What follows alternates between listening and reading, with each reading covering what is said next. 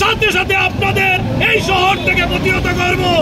আপনারা শান্তিপূর্ণ আন্দোলন করেন, আপনার কোনোভাবেই ধ্বংসাত্মক কার্যক্রম বিগত সময়েও মৌলভীবাজার মেনে নেয় নাই, আগামীতেও আওয়ামী লীগ পরিবার আপনাদের কোনো ধ্বংসাত্মক কার্যক্রম মেনে নেবে না।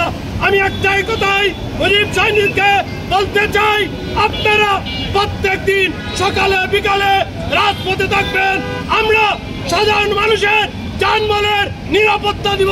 এই বলে আজকের পথসভার কাজ এখানেই শেষ করছি। জয় বাংলা, জয় বাংলা।